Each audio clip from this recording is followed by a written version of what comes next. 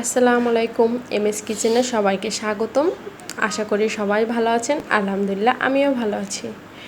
তো আজকের রেসিপি জিলাপিটি বানিয়েছি আমি বাসায়। আমার মেয়েরা হঠাৎ করে বলছে জিলাপি খাবো।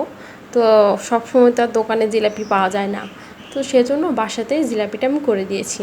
তো আসুন দেখি কীভাবে আমি জিলাপিটা বানিয়েছি। তো আমি এখানে 1 কাপের মতো ময়দা নিয়ে নিয়েছি এবং এখানে দিব বেকিং সোডা হাফ চিমটি, মানে 1 চিমটির মতো বেকিং সোডা। আর আমি এখানে লেবুর রস ব্যবহার করেছি। আপনারা চাইলে টক দই কিংবা ভিনেগারও ব্যবহার করতে পারেন।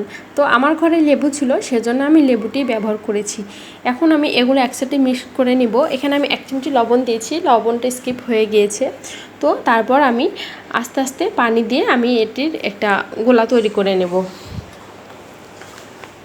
এখন এই গোলাটা এমন হবে, না পাতলা না খুব ঘন, একটা মিডিয়াম মাপে হবে। তো তারপর গোলাটি আমি এখন কিছুক্ষণের জন্য রেস্টে রেখে দেব। তো তারপর আমি এখন করে নেব হচ্ছে শিরার জন্য আমি 1.5 কাপের মতো চিনি নিয়েছি ও 1 কাপের একটু কম পানি নিয়েছি। পানির পরিমাণটা একটু কম নিলে শিরা করতে সময় একটু কম লাগে।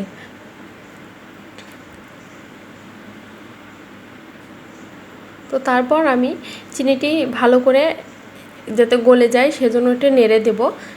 এখন এর মধ্যে আমি দিয়ে দেব 2টি দারচিনি ও 2টি এলাচ দিয়ে এগুলো ভালো করে আমি ফুটিয়ে নেব।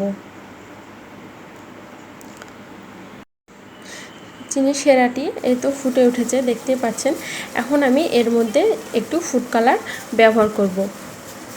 আমি এখানে অরেঞ্জ ফুড কালারটা দিয়েছি। এটি ভালো করে আবারও একটু বলক তুলে নেব। এখনও আমার শিরাটি হয়নি, একটু হতে সময় লাগছে। তো এখন আমার শিরাটি হয়ে গেছে। তারপরে এটি খেয়াল করে দেখতে হবে যে চিনির শিরাতে একতার পরিমাণ হয় কি না। যদি একতার উঠে তাহলে মনে হবে যে চিনির শিরাটি হয়ে গেছে। এবং আমি এর মধ্যে দিয়ে দিয়েছি একটু লেবুর রসটা দিলে হবে কি চিনিটি আর দলা বাঁধবে না, ওটি শক্তও হবে না, সুন্দর থাকবে। এই তো আমার চিনির শিরাটি আমার ঠিক মতো হয়ে গিয়েছে, দেখতে পাচ্ছেন একটার। আমি চুলাটি বন্ধ করে দিয়েছি। এখন আমি আগের সেই জিলাপির জন্য বাটার তৈরি করছিলাম, সে বাটারগুলো এখন আমি একটি পাইপিং ব্যাগের মধ্যে নিয়ে নেব।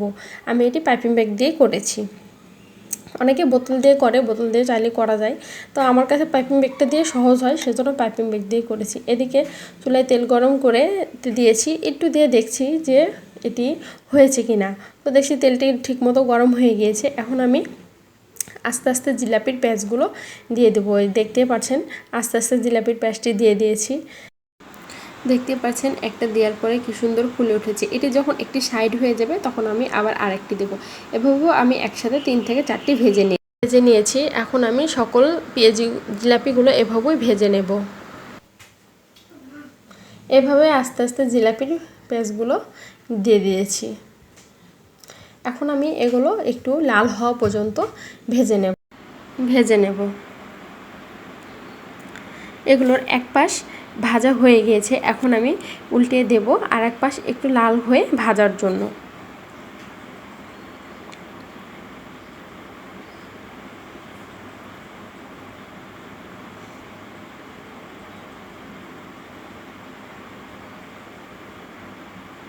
এগুলো লাল হয়ে গিয়েছে, দেখতে পাচ্ছেন লাল করে ভাজা হয়ে গিয়েছে। এখন আমি এগুলো তুলে চিনি শিরাতে দিয়ে দেব।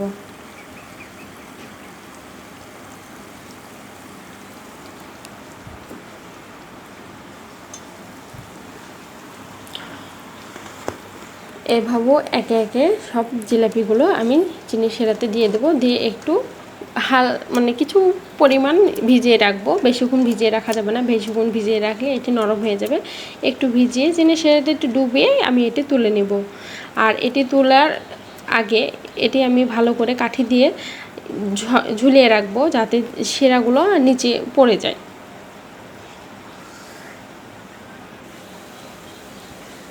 এখন এগুলো তুলে আমি একটু কাঠিতে ধরে রাখবো যাতে শিরাগুলো পড়ে যায়। তো আমার জিলাপিটা হয়ে গিয়েছে। এভাবেও আমি বাকি জিলাপিগুলো করে নিয়েছি। এই যে দেখতে পাচ্ছেন এটি কতটা ক্রিস্পি হয়েছে।